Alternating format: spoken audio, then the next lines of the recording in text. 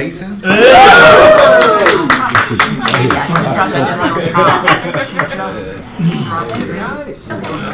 if you have your business card, actually, I can't make it. You can't make it tomorrow. So you can draw somebody. Okay. But I would like to sign up for the program. Okay. All right. I have one more.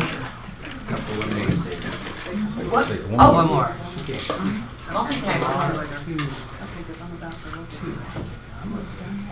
Gail Coleman. Hey, Gail. All right, Gail.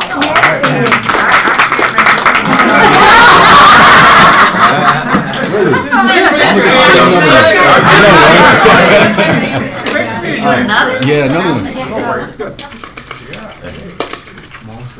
Pick me, Stacy. I can make it.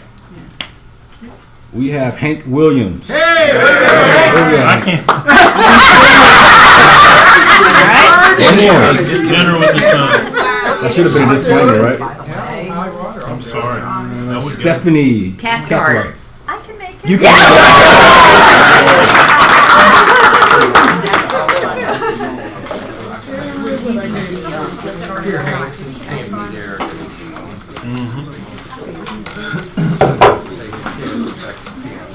Let's give a hand to our sponsor one more time.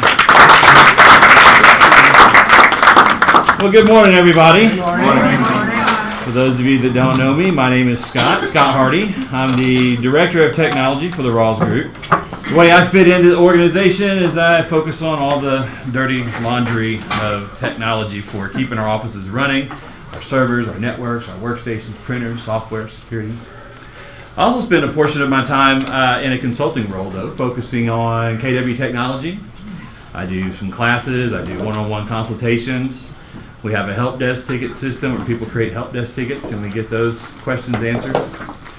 But today, I'm brought here to focus on our KW Command product, right? And so we're going to spend some time getting exposed to our contact system, right? How many people here already have Command access and you've logged in and checked it out a little bit?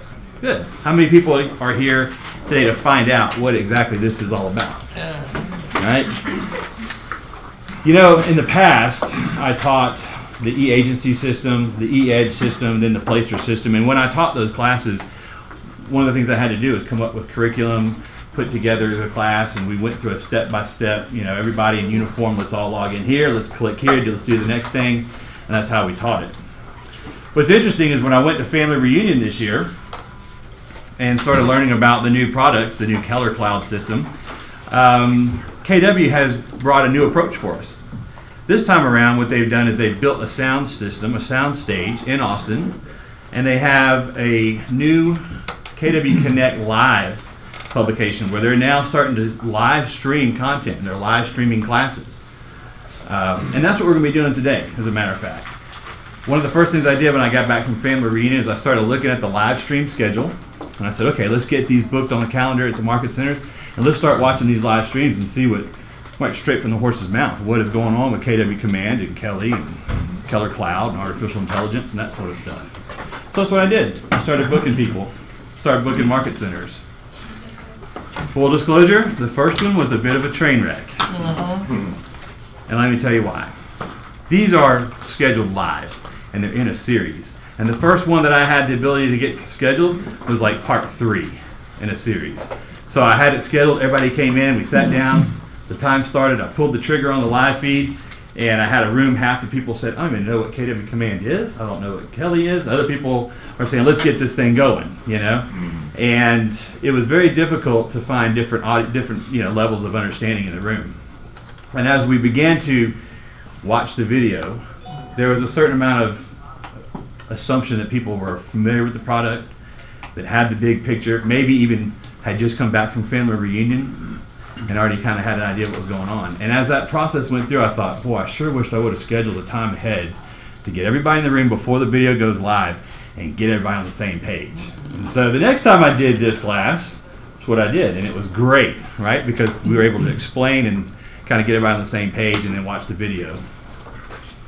So here's how I want to spend our time today. I'm going to give you a quick overview. Wow, we got to start here in just a minute. I'm going to give you an overview of the system, where we stand today.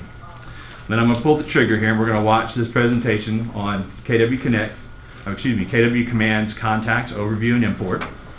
Should take about 30, maybe 40 minutes or so. They advertise an hour, but they usually don't go for a full hour. And then I've budgeted time afterwards where I'm not going to leave. We're still got the room. And after we've seen and heard what they have to say, then we're going to have time that we can apply what we've just learned. Because I want you to leave with a sense of accomplishment and, and have a productive time here, right?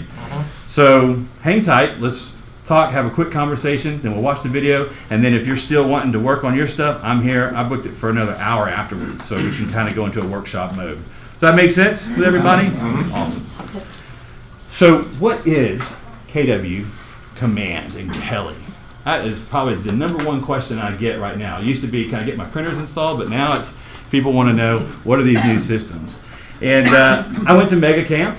I went to Family Reunion. I sit in on the technology ambassador calls every Friday and been studying this and trying to get my head around what's going on.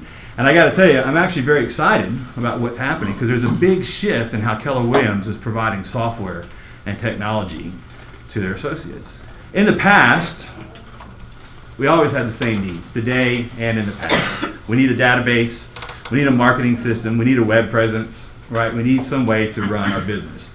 There's a class that's been out for years by Todd Butzer called your business, your database is your business, right?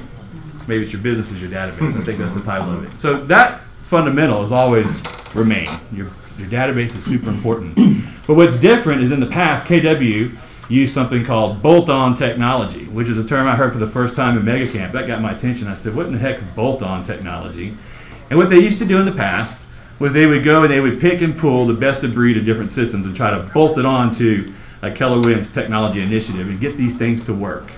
And for the most part, they would work. You could be productive. But one of the biggest challenges of that was in order to appreciate the full potential of those types of softwares, typically those vendors would monetize the features, right? You'd start out with a basic edition, you get started, you build your website, you build your database, you start your marketing, and then you find, to take it to the next level, I gotta buy in. I gotta pay $100 a month to upgrade to the Pro Edition, stuff like that.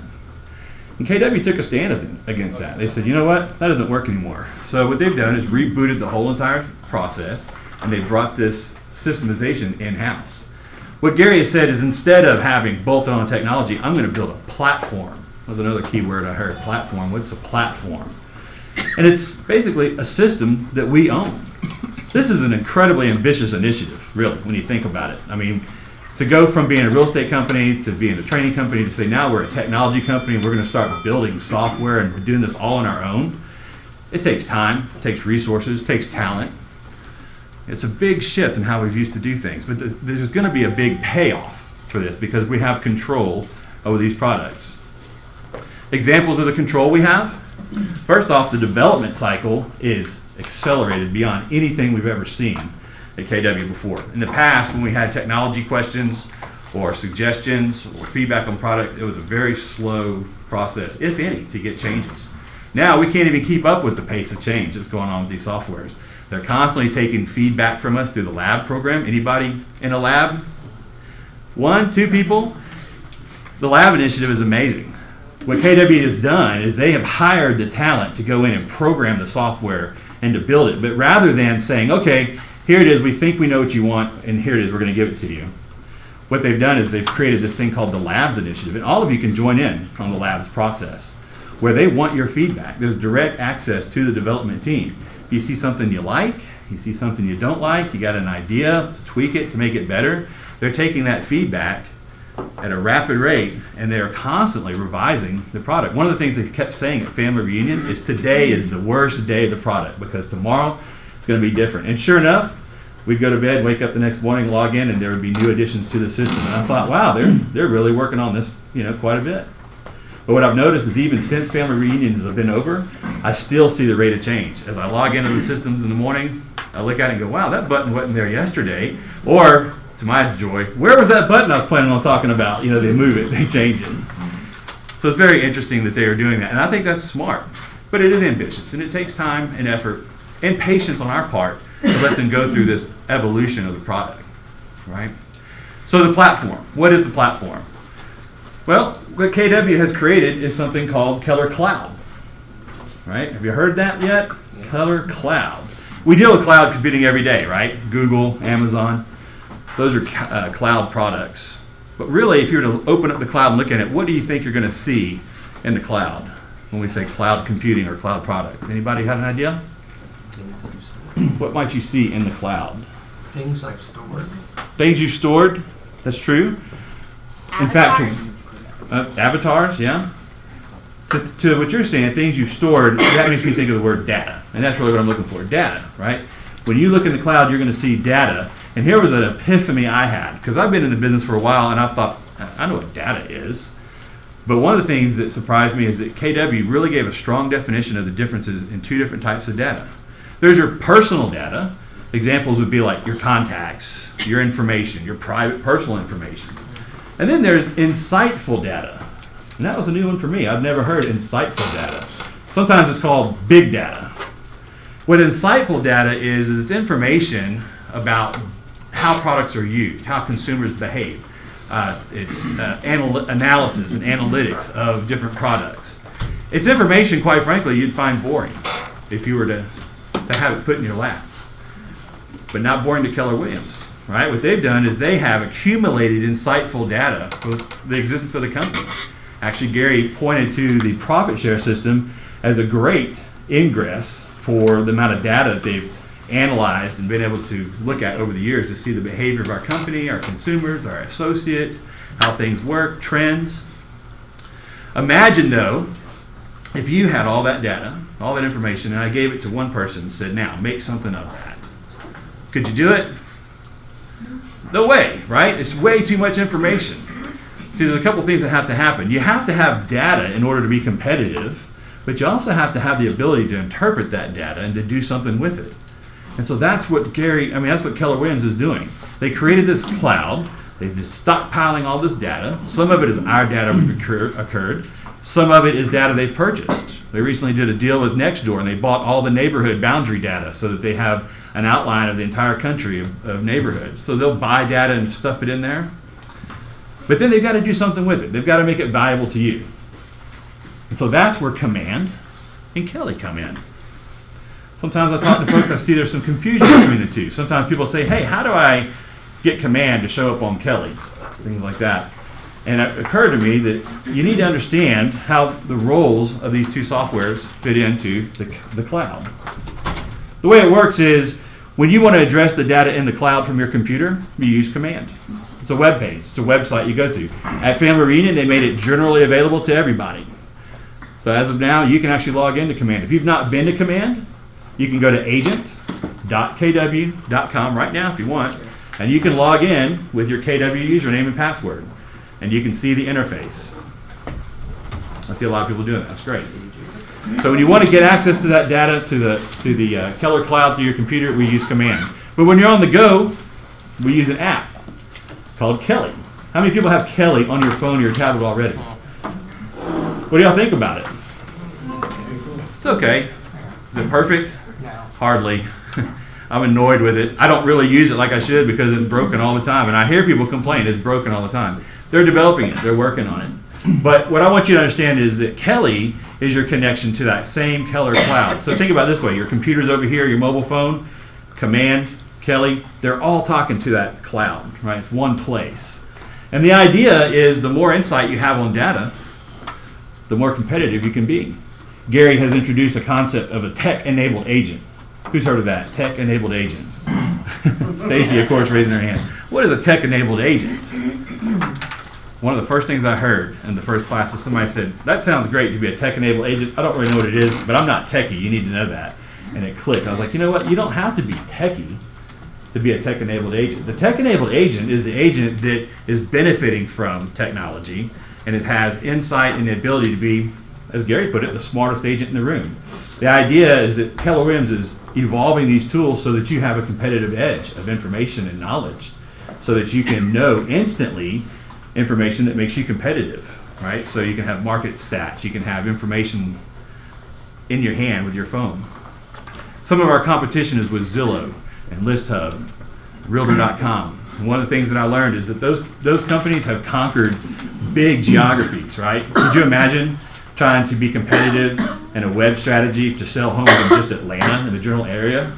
That'd be almost impossible today because Realtor.com and the big boys have already taken that space up. Gary's focusing on the curb level of information. He wants to conquer the neighborhood information. He wants to conquer insightful information that would help you when you're talking to a consumer be competitive about what they're interested in. The idea is you want to pinch a nerve on your consumer when they're talking about a certain neighborhood. Here's a great example. With the Kelly app, there's a commercial they have out where a couple is talking about a neighborhood they just looked at, and an agent overhears it at a coffee shop, and the agent kind of introduces themselves and starts talking and seems to know everything about these areas that these two couples are talking about. And what he was doing was he was looking at the Kelly app and he was plugging in information. He was using something called Insights, which is a part of the Kelly app, where you can actually identify areas that you think are interesting and you can put it into the app. And this is genius. Think about this. This is what's going on. If you were to look at one neighborhood and say it has a great playground in the neighborhood, and you look at another neighborhood and said this also has a great playground, that's kind of the level that Zillow has seen it. Two neighborhoods both have a playground. With Kelly, and with input coming from you as you're walking around a neighborhood and you're looking at a listing, you go, that is a great that is a great playground, but it's backed up against the sewer area and it's kind of stinky. I'm going to write that in my insight. You get your app out, and you add an insight, and you go, yeah, this neighborhood's great. Playground is new, but it stinks because it's right next to the common water reception or whatever the case is. You put that level of information and feed the engine here, and then now you've got insight that your competition wouldn't have. And that's private to Keller Williams agents. That gives us an advantage. Does that make sense? How you're leveling up your knowledge, right? So that's the idea, right? So that we have this system, yes. So does that mean if you put that in there that all Keller Williams agents can see Absolutely. Insight? So All, it's shared. That's right. Insight. What's interesting, and I don't want to get off in the weeds on it, but with the insights, if you recall, one of the first things that came available was the referral system, right? And so the idea is that you add insights to your Kelly app, and what that would do is that would actually associate with your profile. And if you added, let's say you added 25 insights in the Dunwoody area, that would actually attach to your referral profile. So when somebody outside of that area is looking for a Dunwoody agent and they're trying to figure out which agent would be a good referral, they look at your performance, they look at your sales history, they also look at the rankings of how many insights you've had, because it establishes you as a local area expert. So it can improve your visibility in the referral network. So just an add-on. We're not really going to talk about that, I guess, today, but it is a bonus, right? It's really awesome that they're doing that. So what do you think about what I've said so far? Anybody confused? No? Not, that's awesome. No questions yet? Okay. So let's watch the video. Let's see what they're going to teach us today about contacts, getting our contacts in to our database. There's several ways you can do it, and they're going to cover that with us today. And then once the video is completed, then we'll actually get in and just start applying that to your systems, right? So, Maestro, could you get the lights for us? Let's see what we have. Everybody, please turn off the phones. Silence. Jake, Come on, Jake, Jake, really?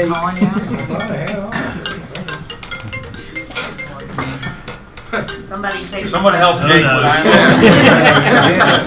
Scott, you're closest to it. Help him out.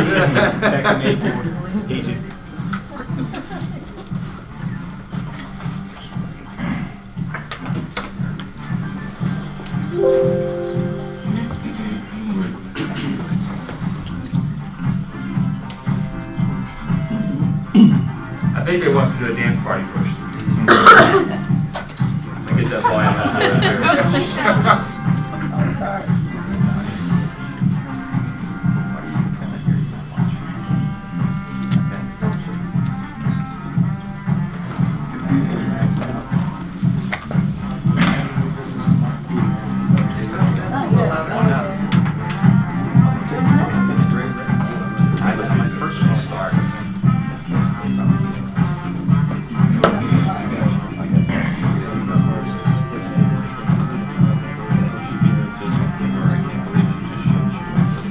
Starts in 1 minute, looks like.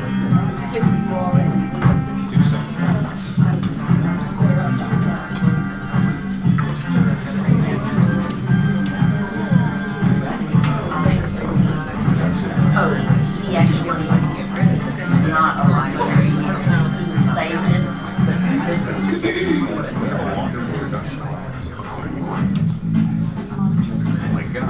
Oh my goodness. So they're showing off their new sound stage there in Austin.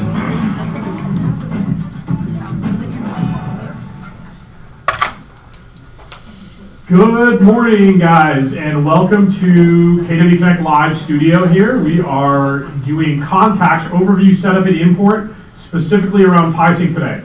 My name is David Voorhees. I am an Agent Labs manager here at KWRI. I say good morning. It may be just after lunchtime if you're on the East Coast, but it's lunchtime here in Austin. The weather's beautiful, and we're inside our amazing KW Connect Live studios, not enjoying it. So those of you that are with us on KW Connect, thank you so much for joining us. I've got a bunch of participants here in the room with me too. So part of the KW Connect Live experience is being able to interact with us and ask questions and give ahas throughout it. So we've got people here that are going to do that on your behalf. We're going to cover a lot today. So one of the biggest questions we get a lot around command and what's going on is how do I get started? What are the first things I should do? We do a whole class on 9 steps to transitioning your business to command. Today we're going to jump into some of the things you can actually do, which is importing your contacts using PieSync. So, like I said, welcome. Everything we're going to go over today is pertaining to importing contacts. So questions and comments you have about that, those people in the room with us, please give me the digital hand raise, and I will call on you and we can talk about it. So the agenda today, we're going to talk about what PieSync is and what the benefits are of PieSync. We're going to review some resources that you have outside of being here today. We're going to talk about sync rules and some best practices with that, and then I'm going to actually demonstrate how to sync something with PieSync in Command live as we go. So that's what's on tap for today. We'll stop and do some ahas and questions throughout, but we should leave here. Our goal is to leave today, leave this session, and you guys have some tangible things you can do and feel like you're ahead of the game from where you were when you got on the call. First and foremost, as always, visit the Tech Enabled Agent page on kwconnect.com. So that's where you're going to find all the resources, the guides we're talking about, all that stuff can be found on the Tech Enabled Agent page on KW Connect. Today, like I said, we're talking about Tier 1, Step 1, build your database and develop relationships. We want you to be able to, remember, your database is your business. If your database isn't in command, it's going to be very tough to manage it. So we're going to focus on getting your database into command as easy in an easiest way as we can. So what is PieSync? So that's gonna, we get that question a lot. What's PieSync? It's in the Connect, in the settings menu under the connections tab, PieSync. So PieSync is an online productivity tool that can sync your contacts in real time. What makes PieSync unique is that it has the ability to talk both directions. So it's what we call a bi-directional sync. That means it can talk to command, can talk to... And folks, I'm going to make one quick interruption and I'll let it go, and I'm not going to make a lot of interruptions, but I want to encourage you, don't feel like you need to follow this part, click by click by click. This is where I want you just to watch it, let it just get the impression of it, soak it up, right? Because afterwards, that's where I will take the time and step through it step by step. So don't let that get you off track, okay? So just hang out, enjoy your lunch. So whenever one of the apps, and you see some of them on the screen here, while that app talks to command. An example is Google Contacts, and that's what we're going to sync today. If you change something in Google Contacts, that change is going to show up in KW Command. And vice versa. If you make a change in KW Command, it's going to show up in Google Contacts. So that's what PieSync is. You're in control of the apps that you sync with PieSync. So there's over 150 that sync, and they're adding more every day. If you log on to PieSync.com and don't see the application that you're wanting to sync with, you can vote for the next integration. And people are doing that all the time. They love us over at PieSync, and they've been really, really great partners for us. So go vote if you don't see the program you need to sync, and they will put it on their roadmap. They've been really awesome about that. The other really awesome thing is your first sync is always free. So not just your first one, your biggest one. So if you're syncing multiple applications and one of them has 50,000 contacts and the other one has 5,000 contacts, the 50,000 contacts one will be free. Any additional synchronization you have after the first is a 50% discount. So we've negotiated the economies of scale because we're the largest real estate sales force in the world. to give you guys the best possible price we can with PieSync. An example, you may be syncing Google Contacts, you may also be syncing your current CRM, maybe you're also syncing your iCloud contacts or an Excel spreadsheet. There's plenty of things you can sync. Eventbrite is in there, which is a super cool synchronization. But the first connection and the biggest one's always going to be free, which is an awesome value add for you guys. Any questions, now that we've kind of talked a little bit about PieSync, those of you that are in the room, any questions about PieSync that I haven't covered before we jump into the actual material? And give me a digital hand raise if you have any questions. Kyle, go ahead. Hey, this is Kyle Holland from Northern Virginia. I was curious if the first connection needs to be your largest database to get that one free. So does the first one you need to connect be the largest sync you have? I'm 99% sure that it doesn't matter whether it's the first or the fifth, that the largest one will always be free. So I'm 99% sure of that. Thanks, Kyle. Good question. And if you guys would, those that are in the room, when you get done asking your question, put your hand down. So unless you have another question, you can put it down and put it back up. Any other questions about PieSync? Has anyone in the room used it yet? By show of hands. Candace and Lindsay both put their real hand up. So it looks like about half of the people in the room have already used PieSync. That's super cool. We're really, really glad that you guys are out trying and doing things. One of the things that I say, and you'll probably hear me say this if you watch more sessions that I do, Command is a lot like your iPhone or Facebook. When you first got your iPhone, there wasn't a one-stop shop for every single thing that you can do with it. A lot of it was figuring it out on your own and understanding how you wanted to use the product. The iPhone, just like Command, is very, very vast in the things it can do. We don't expect that everyone's going to use every bit of it. In fact, a lot like the 80-20 rule, which I'm sure you guys are familiar with, we imagine you'll get 80% of the functionality out of Command that you need by using about 20% of what it does. So play with it, understand it. I'm so glad that a lot of people in the room are already doing that and figuring out how they can use Command on their own at a high level. We're going to dive deep in a minute on that. So we're going to move on now and talk about sync rules. So there's a ton of things you can sync with PieSync. One of the things you're going to see on the screen right now is the top section. There's two arrows crossing each other. That's showing you that the information is traveling in both directions. You have the ability to make the information only travel in one direction if you want to. So that's something you can do. If you only want Google Contacts to talk to Command and not vice versa, because Google Contacts is your master database and you don't want to mess that up by playing around in Command, that's totally okay. The other connection rules you can do are you can say if then. So if a Google Contact has a certain label, I want this action to take place in Command. Maybe you not only have your real estate contacts in Google Contacts, but you also have some personal people in there. Maybe you want to create a label in there for your family. You don't want them pulled over to Command. You could create the label and you could say, if a contact in Google Contacts has the label family, don't sync with Command. And it will only sync a limited number of those people. So that's sync rules. In which direction should the data sync between the apps? We talked about that. That's the arrows. The other thing you can do is decide, is this a one-time sync or is this going to be forever two-way syncing? So are you going to be always synchronizing this data or you just want to pull it over one time and shut it off? Those are all your choices inside of PieSync. So you can see that's a really, really powerful tool you guys have. Any ahas around what I just told you or things maybe I said that you didn't already know? Lindsay, go ahead. Can you hear me? I switched to my laptop. Yes, I can hear you. So where is that, you said there's a way to just do the one-time sync. Where would I find that? We'll go through it. Well, I'm going to do this live, and we'll go through and look at all these settings live in a minute. So Lindsay, for those that don't know, Lindsay is the Agent Services Director in My Market Center. So we were talking about, earlier that her microphone wasn't working. Kyle Olson, go ahead. Yeah, this is Kyle Olson from Fargo, North Dakota. Hey, I was wondering if I wanted to delete a contact. Does it delete from both sides, or what's the best way to do that?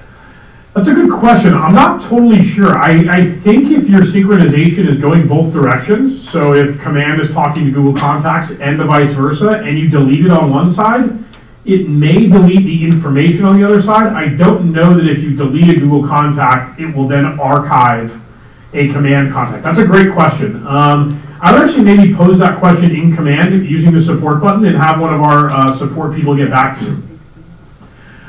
Ciaran Farrell, you have a question or a comment?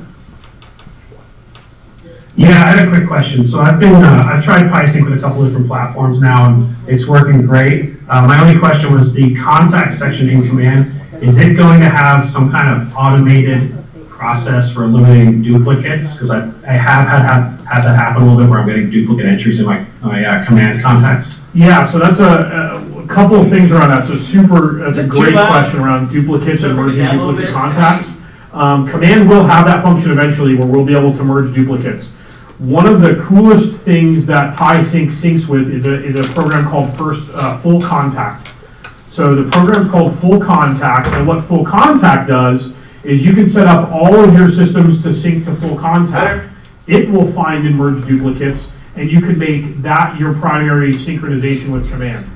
So I think it's fullcontact.com. I'm pretty sure the first account is free. So that may be where you bring all of your things into one place, use that as your master database, and sync command with Full Contact via PieSync. Linda, go ahead with your question.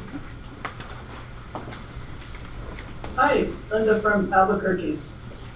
You mentioned how you can remove some people from your command. Is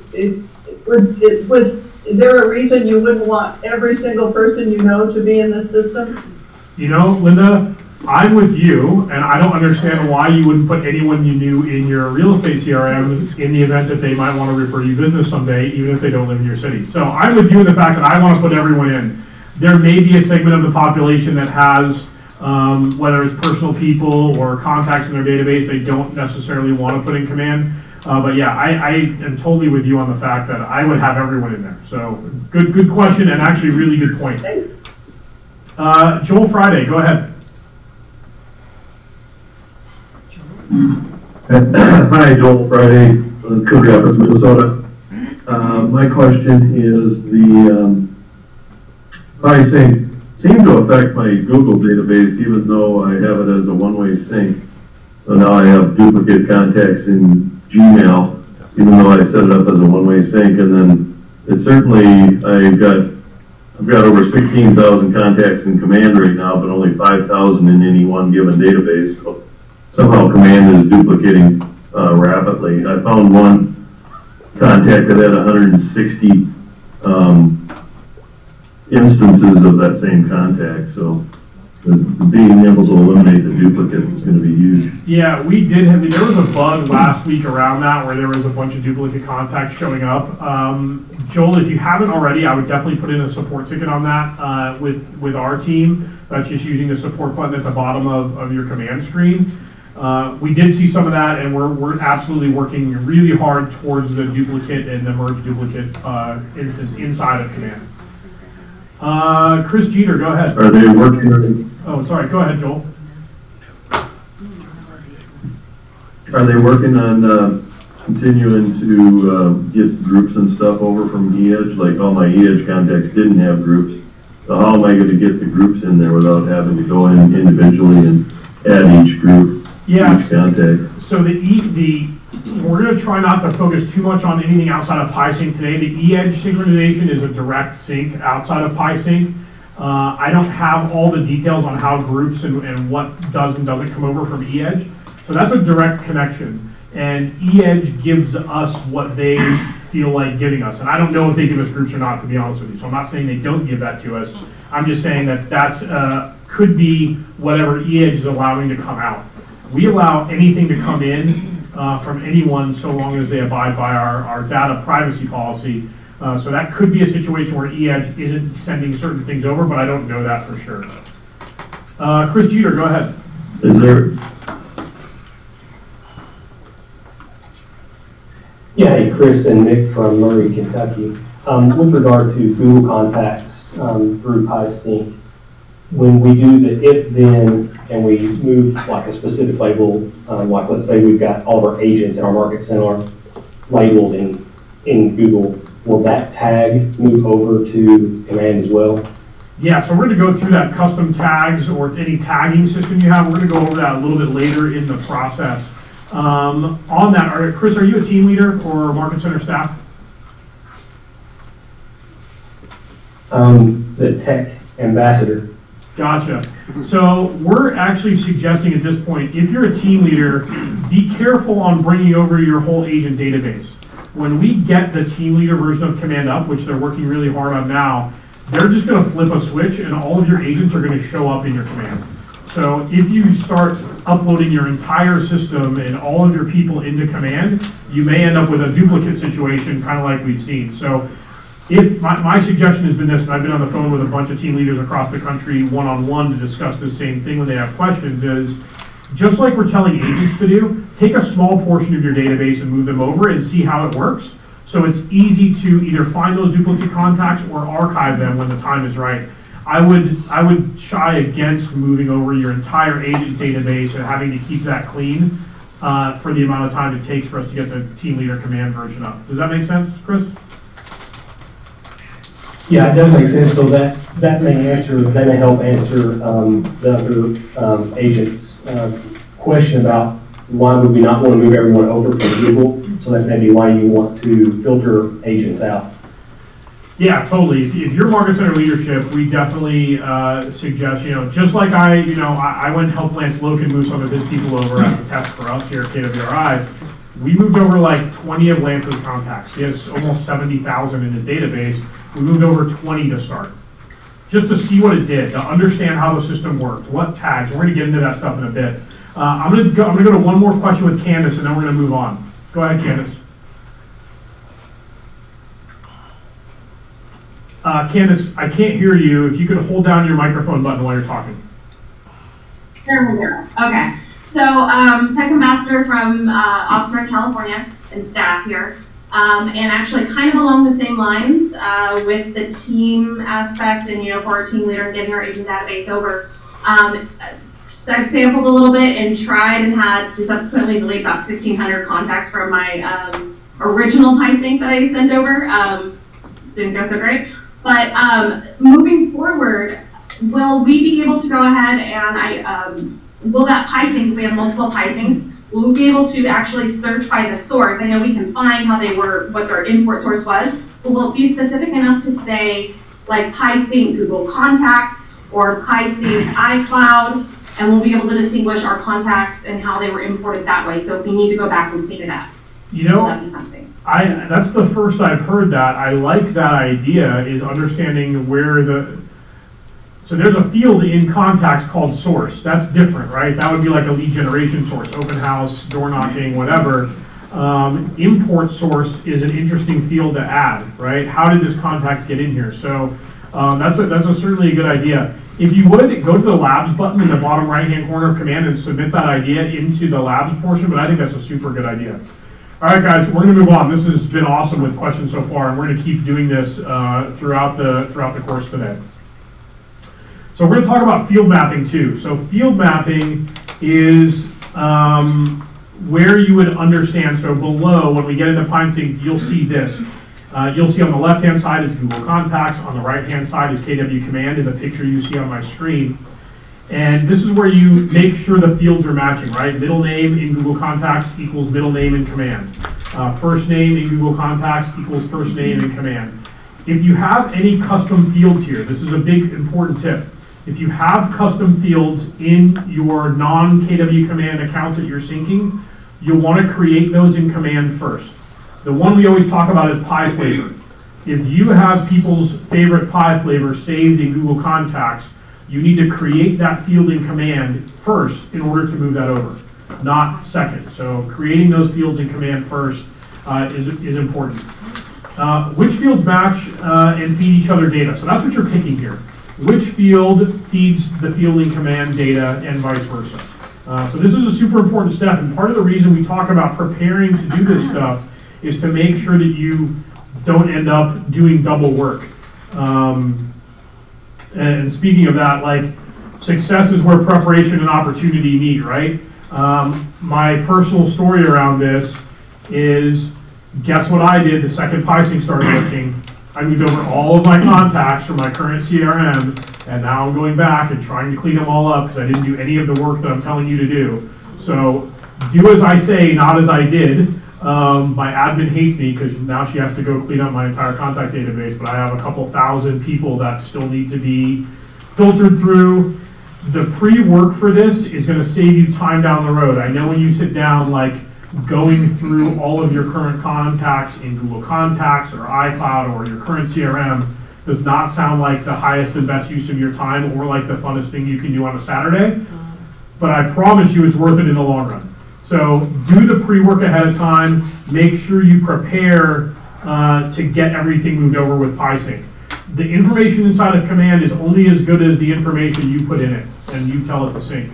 Kyle, did you have a question, Kyle Olson? Yeah, I have a question. If an agent puts in and forgets to put in maybe a custom tag, can they add that custom tag at a later time, or will it have to then make a second copy of the contact from the PieSync? No, they can add it at a later time. A lot of the questions we get, so yeah, PieSync is live and it's constantly going back and forth. So if you add a new field or you decide to start, maybe you weren't syncing middle name and you decide you want to later sync middle name, it'll come through automatically. Looks like Kyle Holleran had a question in chat. Could you add a custom tag in the rules of your sync to identify what source they're coming from? It's a good point, I think, maybe to Candace's, maybe along on what Candace was saying, was adding a custom field or a custom tag. So yeah, if you tagged everyone in Google Contacts as Google Contacts, you could then create that custom field in Command to see where they're coming from. So that'd be a little bit of a workaround. Candace, I see your digital hand is still up. Do you have another question? Oh no, she's shaking her head. No other question. Matthew Shadowwick, go ahead. Matthew, I can't hear you. Make sure you're holding down that microphone button. Gotcha, sorry. Yeah, I was wondering if you kind of, jumped ahead already and added a bunch of contacts in Command and whatnot. Is there possible for like a select all, delete, a restart, anything like that, where you can kind of get your organization better and then move forward that way? Yeah, kind of like when I used to play video games, and I would get to the point and I'd mess it up and I just wanted to restart that scene. Yeah, so last Friday we added an archive all button in Command. That archive all button we quickly removed because it was in like the most inopportune place where someone could accidentally delete their whole database. It was right on the main contact screen. We are putting it back. We're just going to put it in a place where it's a little bit more hidden, so you actually have to work to try and delete everyone in your system, and we know that you're doing it on purpose. Expect to see also something like a type delete here to confirm that you want to delete your whole database. So yeah, we are working on that, and I'm just impatient, which is why my admin is having to go do it all manually now. Joel, go ahead with your question. Yeah, on that same note of doing that, like some of the contacts in there now are from our referral pools. Is there a way to not delete them as we clean the database up? And will there be, because I did what you did, I did the PieSync right away. I thought, hey, that's cool. I did eEdge right away. Hey, that's cool. Yeah. But now I've got a big mess.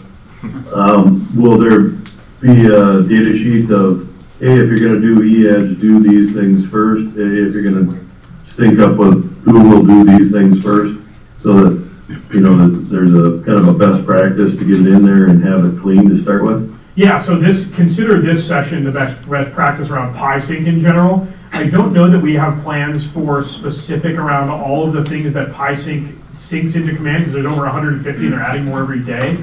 We probably have to stand up a whole division of KW to write all those courses. But yeah, I think kind of the best practice in general around this is sync a small amount at a time, right? If it's your first time syncing a source, Google Contacts, iCloud, Eventbrite, whatever it is that you're pulling over, sync 20 of them the first time. Tag them specifically and only pull over those 10 or 20, see how it works, and then even bring them in again, right? A few at a time, especially with a database the size of yours, Joel, at north of 16,000 people, bringing them in even 1,000 at a time is only 16 syncs, but at least gives you time to see. I imagine there's a number of different lead sources there, and they're coming from all over, and they may or may not all have the right information. So Bite-sized chunks is how we're suggesting that people do this. Maria, I see that your hand's up and it's been up for a while. You can't actually talk to me unless your camera's on. So if you want to turn your camera on, I'd love to answer your question. There we go. Hey Maria, go ahead. I can't hear you. Hold down. There you go. Hi. You mentioned ahead of time, regardless of where you're from, have a list for that. Like what for 5 steps with one. Maria, your microphone's cutting in and out really bad. I can't understand. Maybe if you want to type your question into the chat box, I'll do my best to answer it that way. Sorry about that. Dave Donaldson, go ahead. Hey, good morning. Calling from Falls Church, Virginia again. Just saying, a lot of people are asking about dual contacts. Something I noticed the other day that when I was importing a bunch of contacts and deleting and replacing, but for those that I had in the system with the email addresses, it was notifying me that they wouldn't come in because they were already in there with an email address. So I don't know if that was across all platforms or just something I was doing because I used PySync and then the spreadsheet. No, that's a great point. I know there are some fail-safes in there. We just can't specifically say that they work for everyone. So that's a good piece of information that Google Contacts PySync was identifying duplicates that had the same email address. So it sounds like, from what you're telling me, it was using the email address as the identifying factor for a contact, right? That's correct. Perfect. That's a great piece of information around Google Contacts. I don't know if it works that way for every single synchronization, by the way, but it's good to know for Google Contacts specifically. All right, Maria, so do we have a checklist for the top 5 pre-work steps that we need to do in Command regardless of where we're syncing from?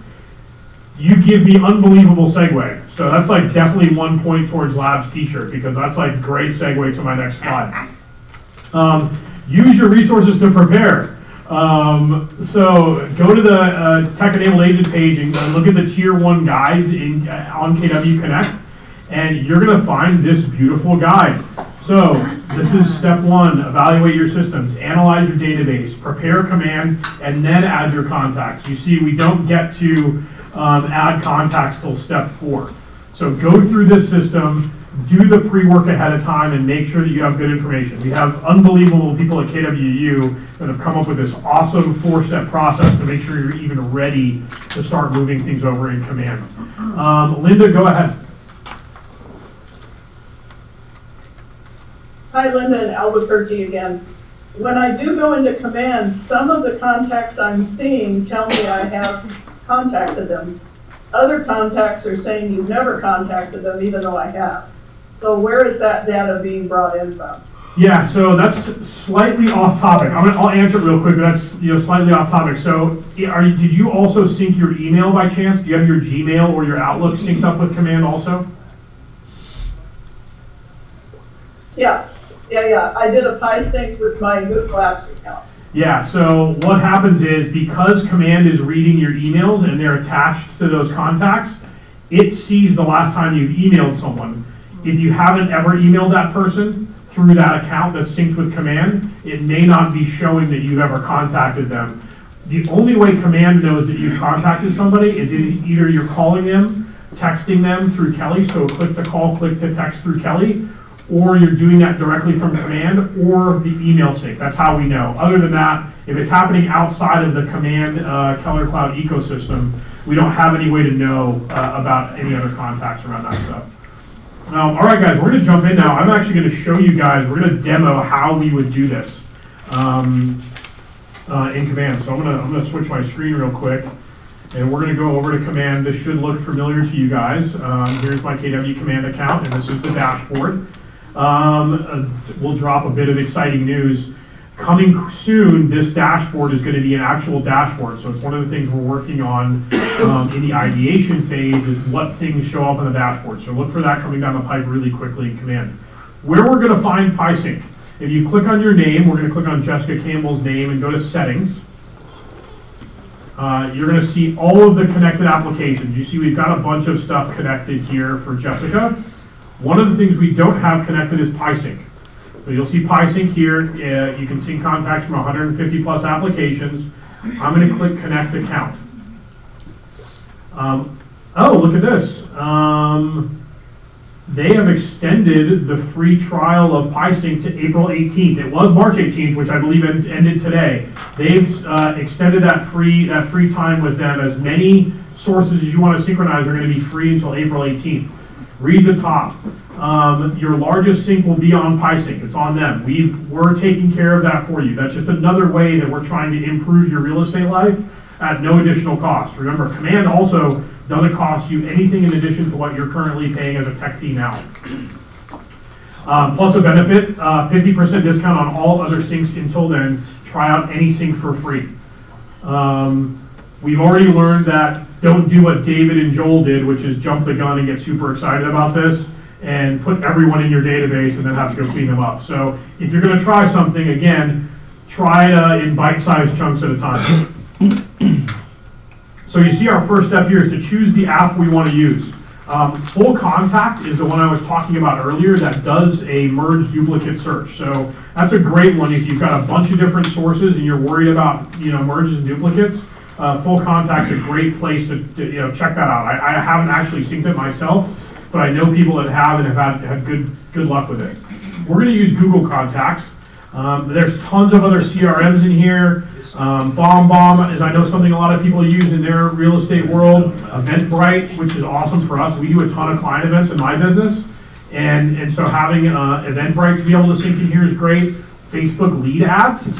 That's a big one, guys. That's a way to get your leads coming in from Facebook directly to Command via PieSync. I know a lot of people use Emma for direct mail, or I'm sorry, for email campaigns. Anyways, lots and lots of stuff in here. Follow Up Boss. We use Front in our business for email.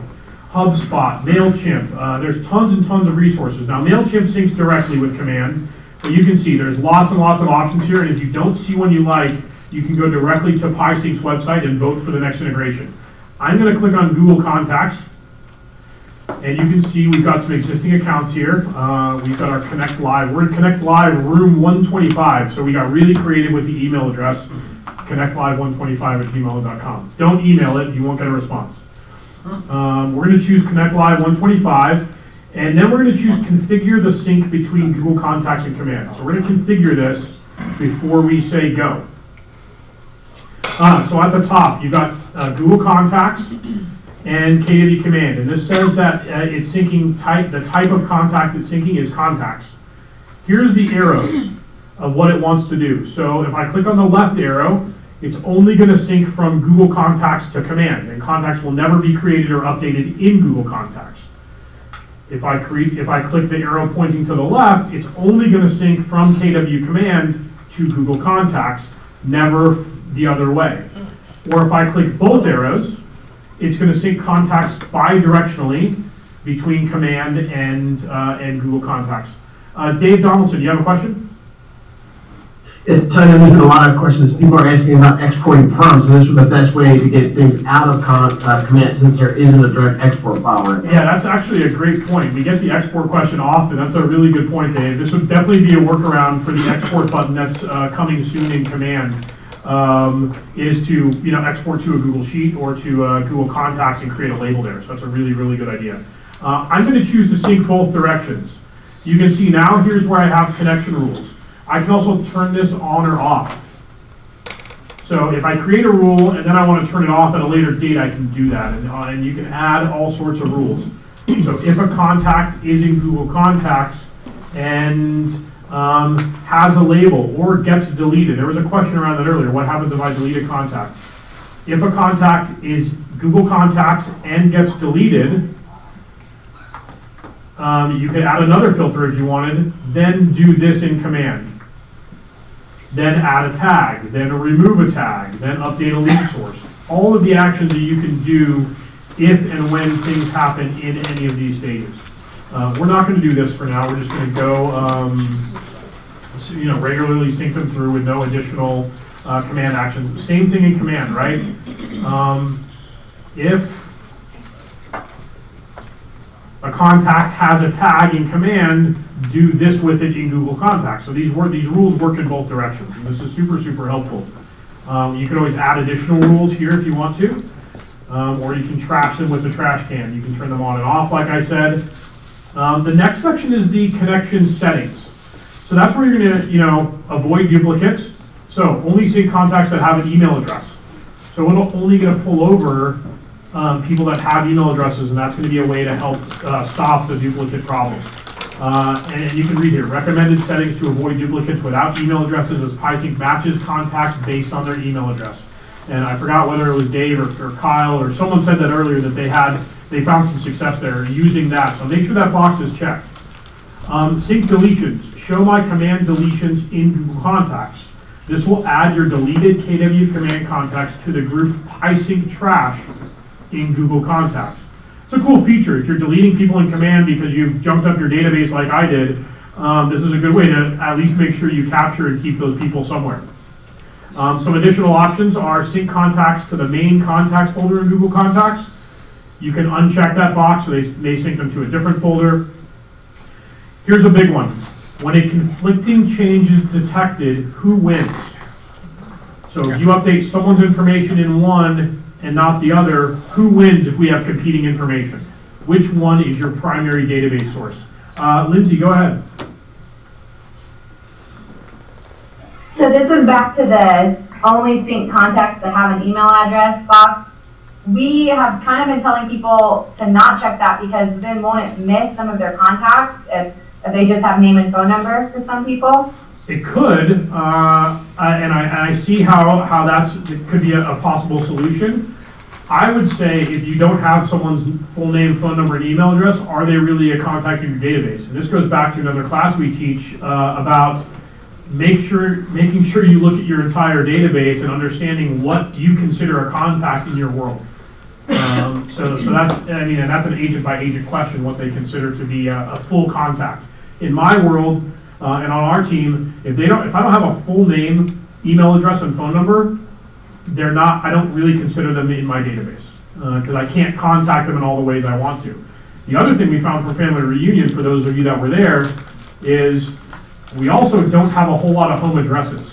Of all of the contacts that got synced that first day, 8% or 6% had home addresses.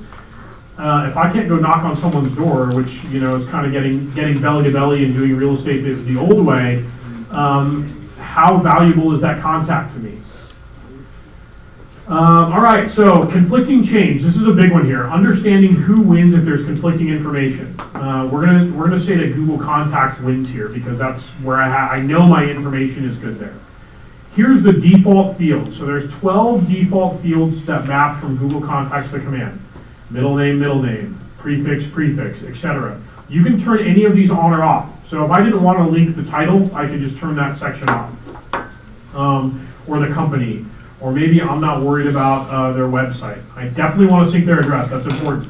At the bottom where I hit add field mapping, that's where I can choose any of the additional fields that are in Google Contacts to link over.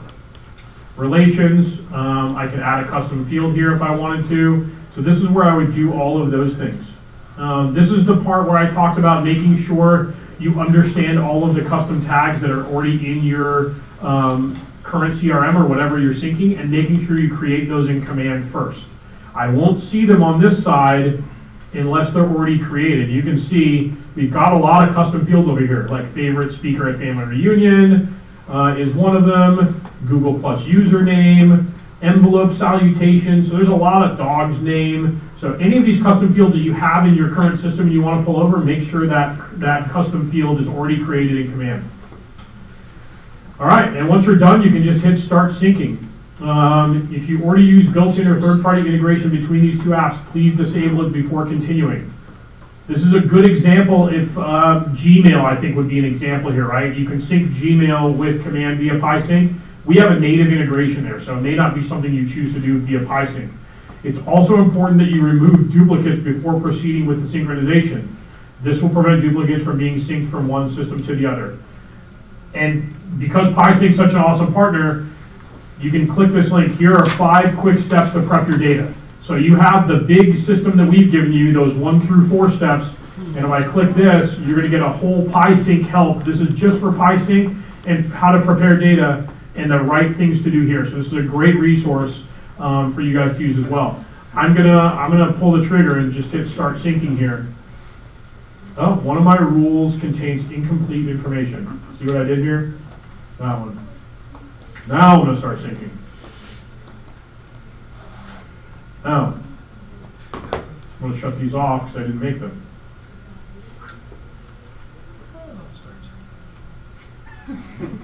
Enable at least one rule.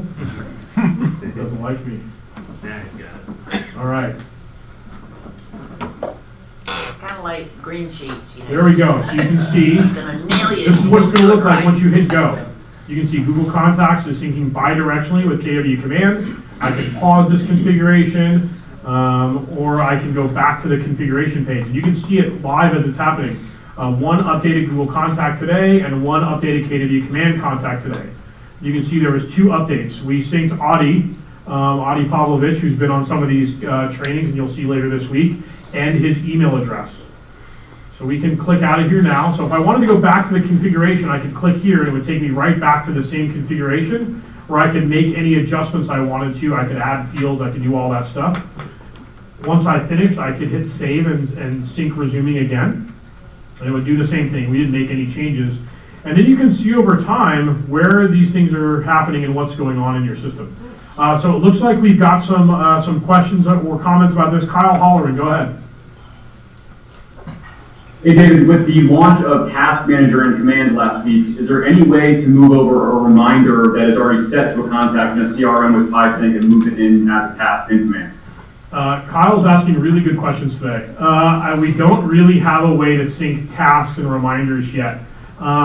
This particular one, Google Contacts, let's say you had a task or a reminder around a contact in Google, is only looking at the contact record, and the tasks live outside of that. So we don't have a great way to sync tasks and reminders yet. We're working on trying to figure out a way to do that. We know obviously that's one of the most important pieces of your CRM is understanding what you have to do and for who and when. So we're trying to make that happen. Not quite yet though. Joel Friday, go ahead. Yeah, hi. I saw the way they had the labels from Google Contacts, which is awesome in PySync here. But on the command side, it shows like everybody's possible label from anywhere in the company. And I just want my own labels. Like there's 500 agent ones in there, and there's some for Austin, Texas, and I'm not in Austin, Texas, so those labels don't mean anything to me. Is there a way to just only get my labels, or my tags on that side? That's a good point you bring up. I didn't realize that it was showing a bunch of. Let me see what I can see here on my side. We're gonna go off script here a little bit, and I'm gonna. So this is how. Here's a good example of. I want to go back in at a later date to PySync. If I hit show details and I click the little pencil, that's how I go edit the synchronization in the future if I wanted to change something. So you're talking about labels specifically. So if I wanted to go.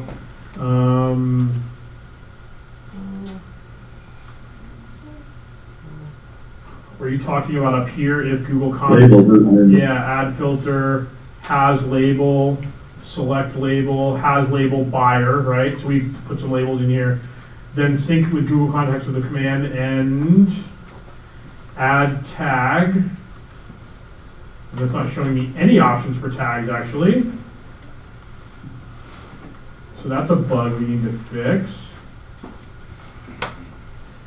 Yeah, I see about 5,000 tags, and I'm like, I didn't have that many.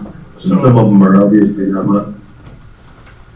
Yeah, so that's like, let me refresh these rules real quick. Yeah, that's a great point. So I would, if you would, Joel, if you would add that to the support window here in the bottom right hand corner, I'm going to go up and talk to our support staff when we get off here and help understand what that may be and make sure that we have an active ticket to get that figured out. But a really good point. Thanks for bringing that up. Mindy Van Til, I can see that your hand's up, but I can't. You can't actually talk to me unless your camera's on. So if you want to turn your camera on, please feel free. Lindsay Gerson with a long. Lindsay, you just want to ask me the question? It's really long in chat. I can only see half of it. So we have one of our agents. I think what happened was she did the two-way sync for multiple platforms. So she ended up syncing her iPhone with her Google and got 4 copies of every contact in her iPhone. So is it is it wise to only do the two-way sync for one? Because otherwise you'll end up duplicating contacts between the other two-way syncs. You know what I mean? Yeah, I think depends on where this is going to be different for every agent and every team about where their information is, right? All of us are going to have information in different places. If you know that you have duplicate information in Google Contacts and in your iPhone and in a spreadsheet, I probably would only choose to sync one of those bidirectionally. Also good to point them to go through the pre-work ahead of time so they don't run into this problem. Well, so what I mean is, okay, if you have a two-way sync going for your iPhone and iCloud and a two-way sync going for Google Chrome, then like Chrome will technically match iCloud because they're all talking to one another, right? Yes and no. Yeah, I don't know. I'm kind of getting your question, but yeah, I would be very careful about having bidirectional syncs coming from multiple places that I know have the same information. I have no clue how that works. Yeah, I would just be very cautious around that. Again, do a small piece first. Do 10 contacts. Do a bite-sized chunk and see what happens. Kyle Olson, go ahead. Yeah, I just wanted to inform everybody, I guess, more than a question, that Google Contacts as well does have a find duplicate feature, and it removes some of those as well from you there. So it's a little help for you.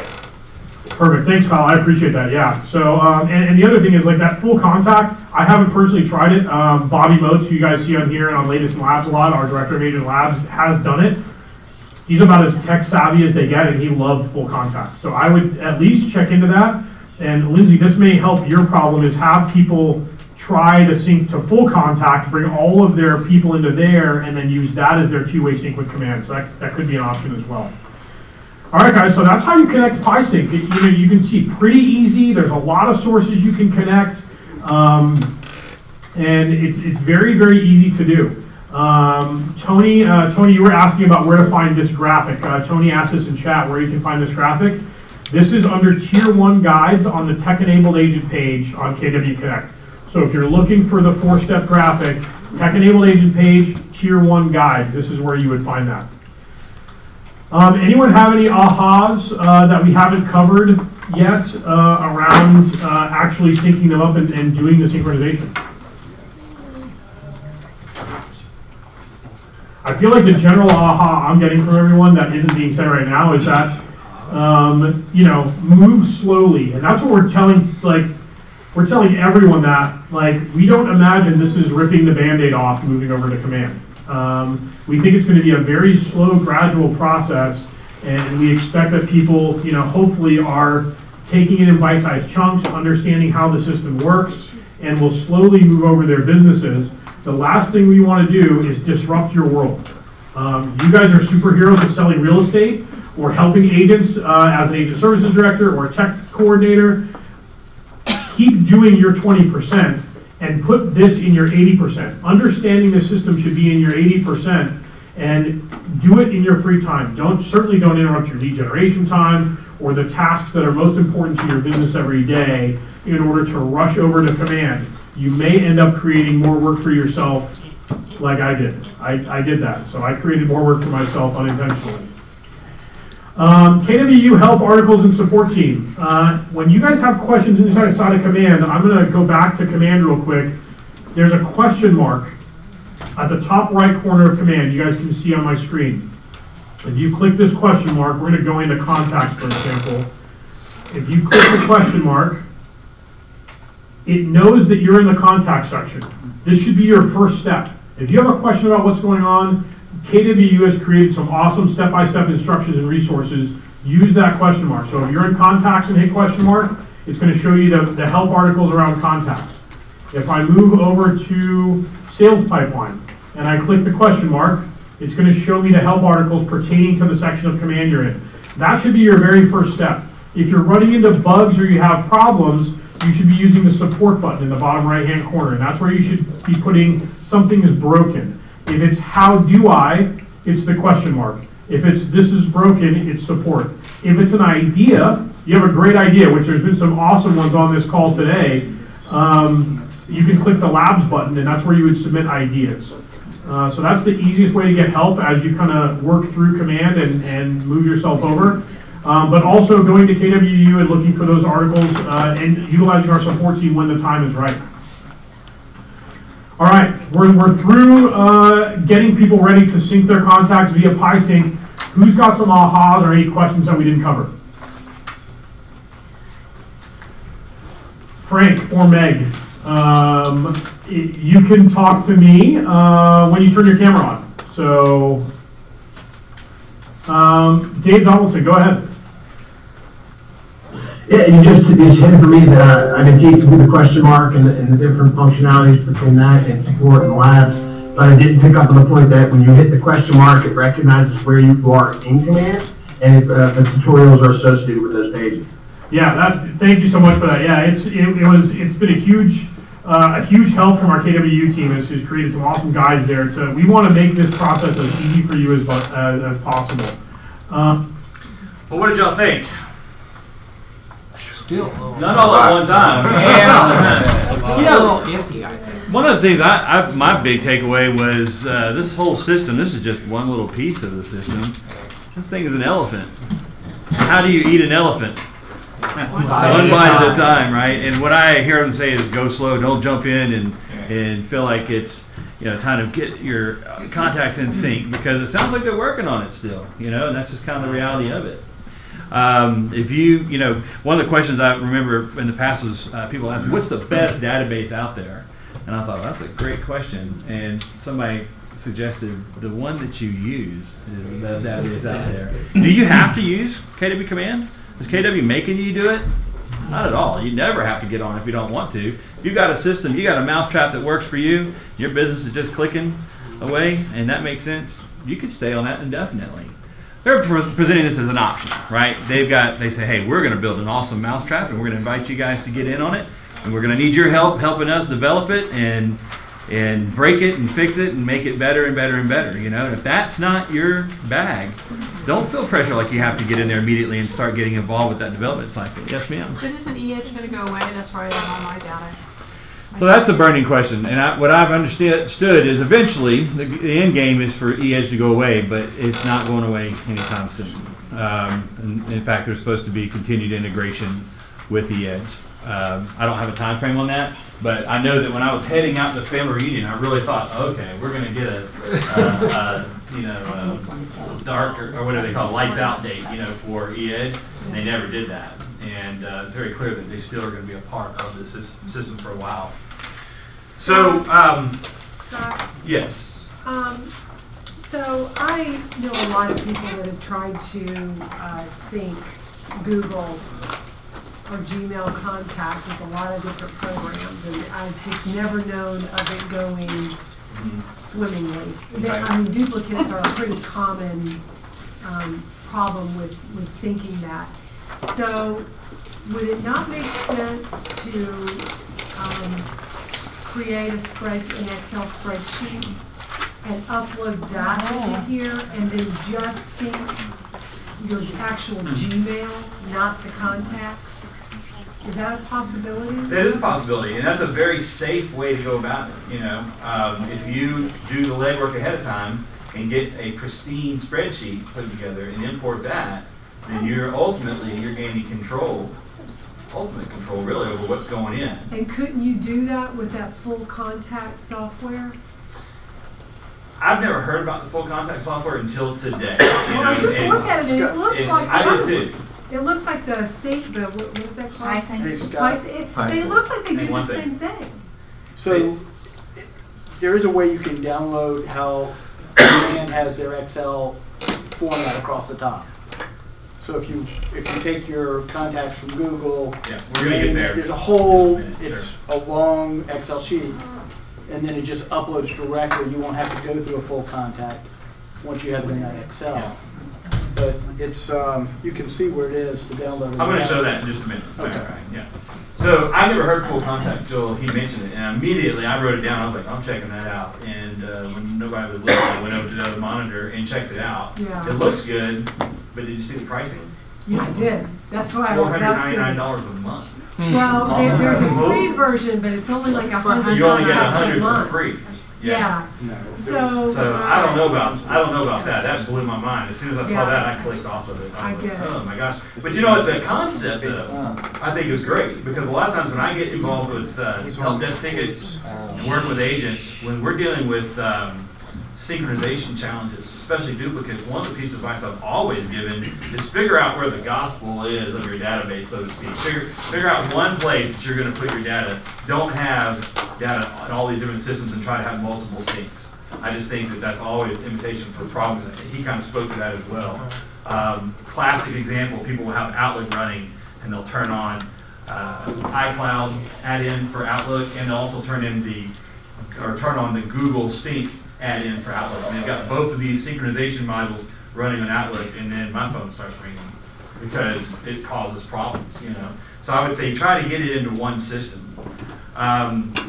This is how I want to land the plane with our time today. I want to try and get everybody on a level playing field here as far as some tangible action items on what you should be doing right now if you want to get into Command and start getting your contacts in there. Now, one of the things that's interesting, I'll say right off the bat, is originally when we scheduled this class, it wasn't isolated to just PySync.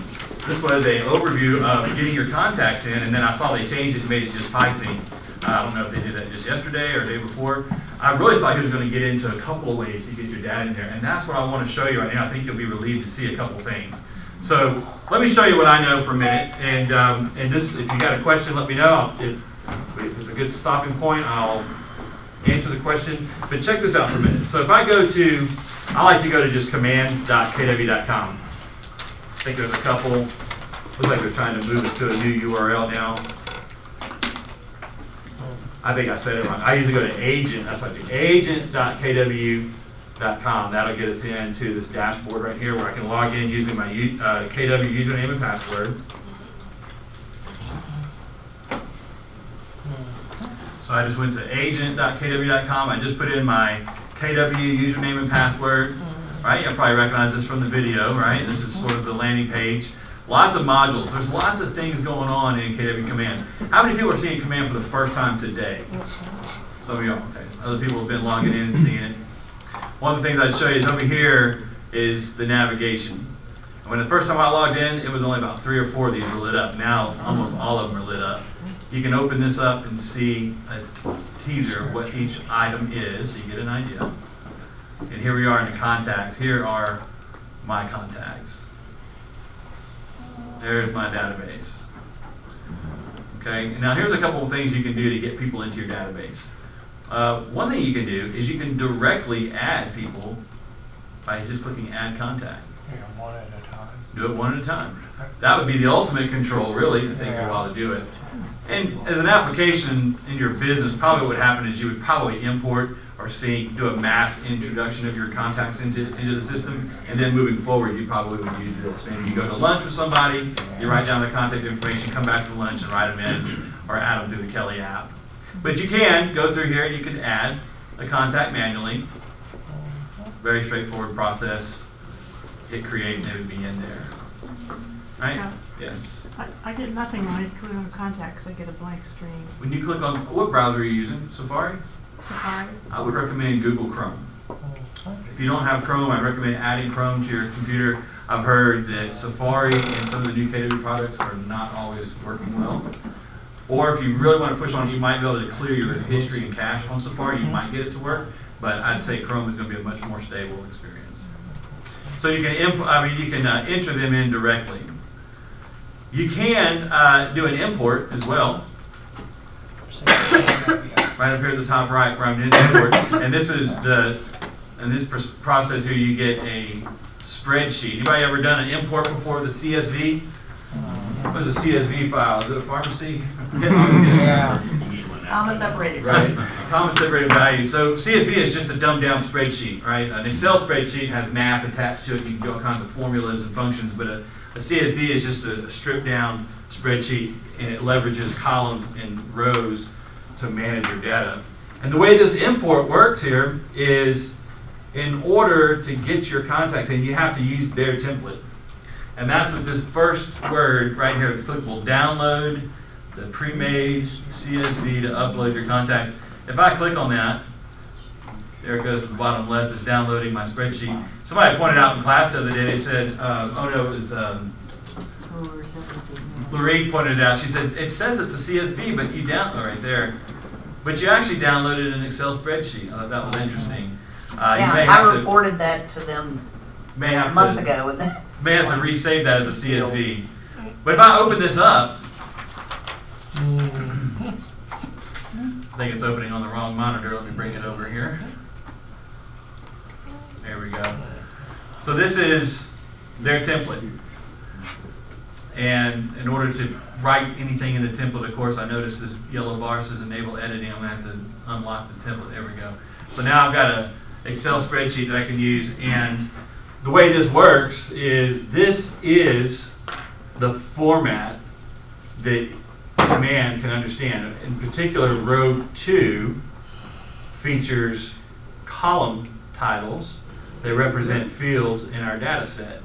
Right? So A3 would be a first name in our first record. And the way this could work for you is, I mean, you could type this all out if you wanted to, and then you could upload the sheet. That'd be kind of a laborious process. But the idea is that you can export from other systems and then copy and paste the columns in here. An example could be, maybe I go in to, just so I can create a spreadsheet, I'll do it at Gmail real quick.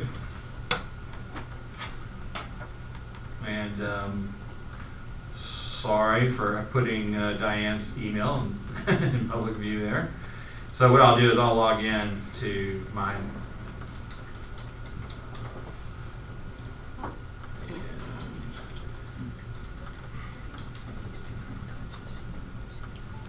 what's going on there, everybody? You'll see what's happening? Two-step verification. I put in my password, but I still didn't get in because I have two-step verification. I'm now getting a text to my phone with a code. If you don't have two-step verification turned on your account, I would definitely recommend it. It will reduce the likelihood of your accounts getting hacked or phished. If you want more information on that, get with me after class. I'll be happy to help you get that set up. So I've got a one-time code in here. Should let me in. Skip. And what I'm focusing on here are my contacts in my Gmail. Why did I go to Gmail? Because I know I can quickly create a export. So what I've got to do is, let me do that real fast. Let's see. Should be able to. It's in there more. it is. So I'm just going to send this as a CSV, and all I'm doing is just creating a spreadsheet so we can have a conversation. I think you wanted the Outlook. You can do it either way. Okay. If you're in E-Edge, Outlook's important, right? That's a throwback. So here's what I just downloaded. It's coming up. There we go. So it's a very small data set. I'm just playing around with, you know, some of my VIP clients, Bruce Willis and Barney and Betty Rebel. But at any rate, so this is an example that just came out of my Google account, and in the real world, of course, you'd have rows and rows and rows. I'm just playing with a small amount of information. And the idea is, this is what I do. When I mess with spreadsheets, I'll tile them like this. I'll get one, excuse me, I get one down here, and then one across the top. Yeah, let's see if we get the other one here. Then I'll make this one small across the top so I can see them at the same time. That kind of helps, right? So then the idea on the top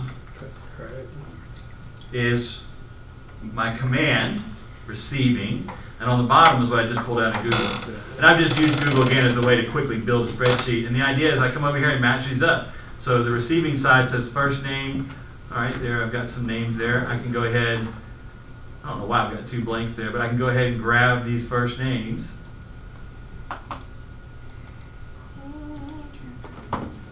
And in this case, I'm going to go ahead and copy those over. Copy, drop them in, paste them. And then so forth, right? Given name. What else do we have here? We've got our family name. That's interesting that Google calls that a family name. What is that really? It's a last name. So I would come in here, copy those rows, column, and go find, oh, not that one, but this one. And it's just this process of just pasting it in there. And you just work through and get every record that you can. Well, we got emails. I'll grab that one and then call it a day here. So I've got some problem with that one. Let's see. Arnold Schwarzenegger, look at that. So I'll grab these right now. I'm just copying those over and I'm matching them up. Where's my email field? There it is, email right there. And pasting those in. And once I've got all this in here the way I want it from my source, I'll then save this file at the top. And what we're talking about is it needs to be a CSV. And there seems to be some sort of a bug going on where they've saved it not as a CSV, but as an Excel spreadsheet. So I'm going to change the type to CSV. There it is. And save that. And just close that page out. Now if I go back to command, now I can use this little field right here to put my contact in there. Just going to click, go find my downloads. Where was it? Right there. And then I can import those on in. Pretty straightforward when you're dealing with 10 records, right? When you're dealing with 100 records, 1,000 records, that can take some time. One of the pieces of advice that they're giving you is to clean your data set up, completely before you try to do the import. What I would do is, I think I would mess around with 20 records or so and just get a sense of how this works. Get those 20 in, play around with it, continue running your business on your existing system that's working for you, and then when you've got the time and the interest, say, well, I just did a marketing campaign with my old system. Could I replicate that in the new system? And that might be something you might go play around with your 20 test records, right? But the point is, I want you to see how you can go ahead and you can import. Here's something else I want you to see. Back in Contacts, I can also come up here and use things like the PySync and native integration. Watch this. If I will come up to my name in the top right, and then go into settings. This right here is one of my favorite pieces. How many people are running your business in eEdge already? You already got your contacts in eEdge, right? A lot of folks have. I love this right here, where I can turn on my eEdge contacts. I can it's not a sync, it's an integration. Down here, PySync, we just spent 40 minutes or so learning about PySync. This is a little different. This is not a sync, this is an integration, which I can just turn it on. I can come over here and connect my account. And yep, that's my Sandy Springs. So here's the difference between integration and synchronization. Remember when we talked about PySync, there was a lot of focus on how data is getting written back and forth between side A and side B. Because of synchronization, you can do a one-way sync where data is coming from one side and writing over to the other, or vice versa. Or you can do the two-way sync, where it's analyzing both sets of records and it's reading them and writing so they get matched, right? That's what a sync does. You're actually changing the data set when a sync happens, right? With the integration here, what's happening is you're actually just turning on visibility of your eEdge contacts. So now that I've got that turned on, I can see everybody's in my eEdge is now visible through here. Right? So they're going to be, this database should have just grown. I think I'm filtered right now. But they'll be in here and I can market to them, I can communicate to them. But if I turn that integration off, they'll disappear out of my database because they're really in eEdge the whole time. And they're just sitting there. If I make changes to the record, it'll change in eEdge. But if I turn it off or turn it on, I can control whether or not I see my eEdge contacts in my database. This would accelerate the use of command because your record's are already in command. I mean, already in eEdge. So if you can just turn that on. I'm wondering if we take our database and stick it, like I don't use eEdge. Maybe I should take my database and put it in eEdge and turn that on. Well, I would go ahead and just put it in command. Rather than, I wouldn't put it in eEdge just to learn command. I would go ahead and if you've got your data somewhere else and you're wanting your end game is to get it in command, I'd go ahead and put it in command. But if you already have your data in eEdge, why not just turn the integration on? It's super easy, instantly. Well, I said instantly. Let me just say, I see your hands. Wait, give them a second. It can take anywhere from a couple hours to a couple of days, they say, to get full integration turned on. Turn on if you flip the switch for eEdge, depending on how many records you have and how many other people are doing it at the time you turn it on. They're trying to increase the capacity for it. But this would be a great way to at least see your active database instantly in command, right? I saw 2 questions back there. Go ahead. Yes, sir. One is a question, then I'll comment. First question is with respect to what you were saying. Is it the filter, somewhere in the filter you say, I don't want to see my edge, whatever is? You said you could turn it on and off and see what you want to see. If you did want to see your edge contacts right now, and I haven't tried going in here to turn edge visibility off through the filters. What I was saying is I was only seeing about 10 records. I think it's showing, oh, there's my number. It did increase. Look, it went up to 4,251. That's what I was trying to verify. That's pretty quick. And so it's really through the settings that you're referring to, not through the settings. It's not a filter thing. Yeah, I would come over here to the settings and I can then turn just it on unclick and the off. button and not see it. Right there. Connect or disconnect. You just said Right. 4,000. Yeah, disconnect right here if I wanted to. So if you disconnect it, it's gonna go back down to. Everybody, let's hold it down a little bit. I'm having trouble hearing the question. Who's asking the question? Perfect. Okay, go ahead. So you're saying if you disconnect, all your e-edge contacts are gonna disappear out of command? Or they stay in command? No, if you turn yeah, you got it right. If I turn that off, then I won't see them in command anymore. Can you do it? And then I could go back and turn it right back on if I wanted to. All I'm saying is, instead of synchronizing it, it's like, you're getting visibility of your command. I mean, you're getting visibility of the edge through the command interface. If you want to make a change in command though, would it go over to you? It would, because you're actually touching, really what you're doing is you're reaching through command and touching your e-edge data. That's right.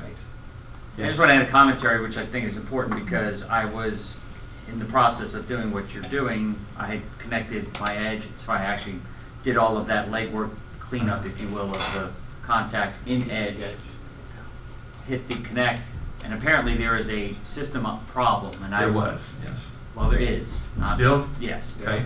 So I'm just speaking as recently as 3 days ago. Okay. And this is a problem that's been going on for over a week, so the comment and back and forth is that there is a technical problem, if you will. So some people have had success, like obviously you and others, and then there's others like myself. If you've been trying to do this in the last week, you may come across an issue. So right now I'm in a kind of a vortex of what to do. I'm probably going to do the Excel thing now at this point because I don't know when this fix is going to occur.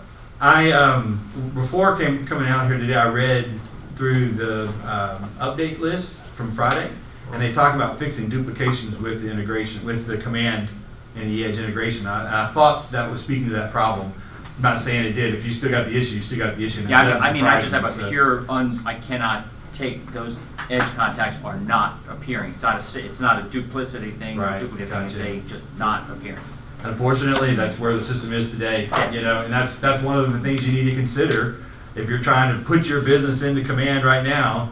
Maybe a little bit early, if you're not comfortable with, maybe there's going to be some duplications or some bugs. You know, they're working on it. For this Facebook, so this going to take all my Facebook friends into my database? So what it's going to do is for the Facebook, that's a piece that's coming online soon. It's what they call the ad accelerator, and it's going to make a connection to your Facebook account. And then later, when you're using the marketing pieces, you'll be able to set up marketing pieces that are targeting to your social media collateral, including Facebook. And then it will talk to Facebook and allow you to look at your lists and groups in Facebook and send specific customized marketing you build in the smart plans and in command over to your social media, in particular to Facebook. When you turn that on, that particular connection, it'll give things like analytics to the marketing, click rates, things like that, so you can analyze the success of the marketing. So that's not bringing your contacts over. It's just making a connection. Right, it will connect with your Facebook account, but it does not import all your friends. Right. All it does is it just sets a bridge so you can do marketing, which is coming soon. Is there a way you can do that though? Talk to me after class, I'll give you some information. That's always changing. Facebook's always fighting that. There's been workarounds in the past. Yahoo was one way, then they stopped it, and then they allowed it, and then so it's kind of funky, but give it me after class, I can show you that. A lot of these things, like Facebook, I have emails, but I don't have necessarily the home address. For LinkedIn, it's the same thing, isn't it? You don't have the home address in those systems? Yeah, you may not. Which actually is a great segue. For privacy, most people don't put home addresses in their social media. Yeah. Here's what I think you need, and I appreciate that question, because here's what I think you need to be doing right now. If you're interested in command and trying to get your feet wet with it, this is what I would be doing. I would be working now to get your contacts, either all of them or some of them to play with, into command. I would either do an import, I would directly put them in there, I would do the eEdge integration, do a PySync, and get your PySync in sync, you know, if you're whether using Google Contacts or one of the other partners, right? But here's what I would say. I would say get those contacts into command and then go through and start touching each one of those contacts in an effort to get them up to date, right? They talk a lot about cleaning your database up and then bringing them in, and I think that that is one way to do it. But for me, the way I work is it would be beneficial for me to have my data as it is in the new system. So that way I'm associating with my data in the system, I'm getting some seat time in the system, learning how to navigate it, getting comfortable with it. But in my mind, what I would be doing is this, listen to this carefully. I would be updating each contact, calling them, saying, hey, I'm updating my records. I just, I noticed I don't have a Facebook page for you, and I don't have an address, and you know the scripts to use to get that information out, right? It's still a people business. Talk to these people, and here's what I would encourage you to do, is get as much of the information in those contacts up to date as you can.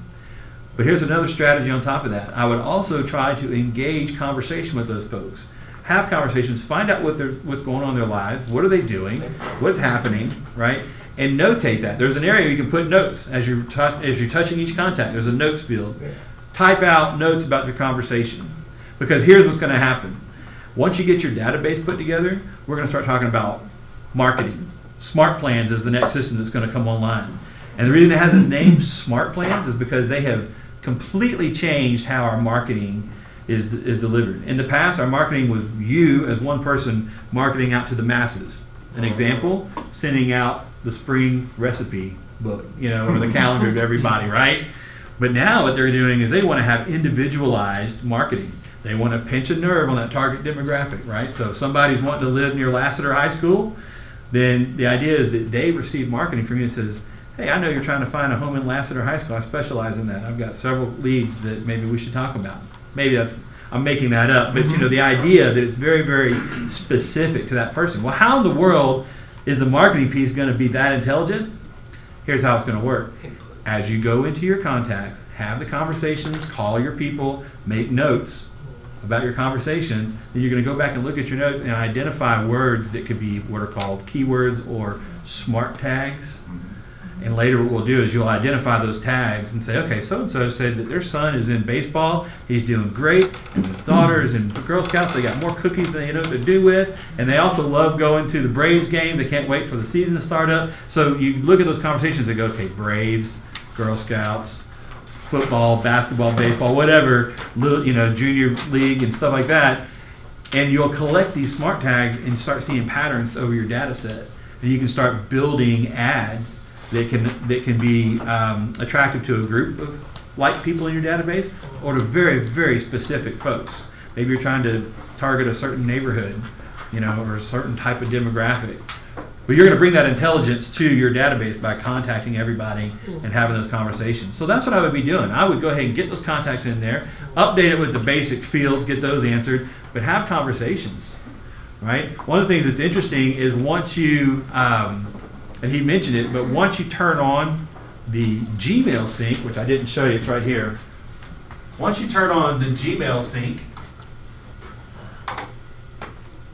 he mentioned it as a native integration. Here it is right here, Gmail.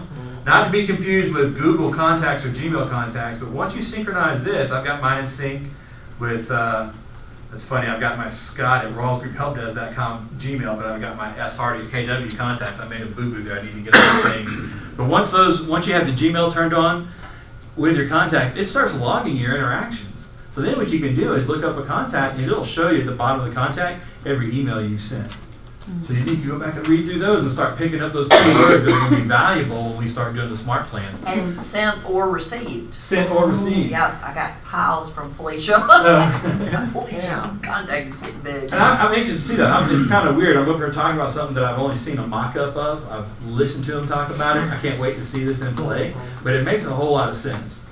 All right, they're going to start having landing pages as an addition to your website, that when people visit you online, we'll have landing pages that are specific to your target demographic, that are specific custom pages. So if somebody says, hey, I'm interested in living in Dunwoody, I want to buy a house in Dunwoody, they're going to have their own dedicated landing page that updates every night and shows a variety of information that you choose. You actually will go through and you'll build the landing page using a template engine that allows you to pick widgets. You know, so you have market stats, you can have time on the market, you know, average mean price, things like that. Community information, you can build your own types of insights. As your colleagues are walking around Dunwoody going, this restaurant is off the chain, and they add that insight, you'll be able to add that to the landing page, local insights for that certain area. So you're benefiting from your colleagues who are adding insights and things. This is a big platform, right? And now I'm talking about things, of course, that don't exist yet, but they're coming. So the idea, I see your hand, I get you. The idea is get those contacts in there. Start playing with the system. Call your contacts. Update it. Have conversations. Make notes about your conversation. Get that far.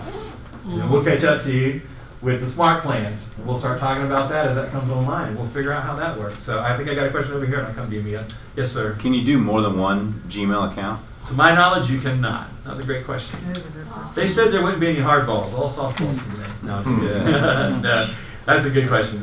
Mia, one more for you. I noticed that you got your MailChimp is in here. And Yep. when I clicked on, when I'm in this, you know, the console, and I click on email, which I guess I'm assuming is email your entire database, it says you have to hook your MailChimp up. So does that mean that we're going to all have to have MailChimp? It means that's where they are today. They're going to add additional services. It's going to evolve. Like the marketing piece is coming together for us right now. So right now, MailChimp is going to be the first integrator, but there's going to be additional Because I'm ways a to do constant it. contact baby. Right. I know a lot of I would love to see constant contact added too. I don't know, they've not really spoken on that, but I think that makes sense to get constant contact in there. But yeah, it's coming. So not everybody's going to have a MailChimp account, but I think everybody gets a MailChimp account.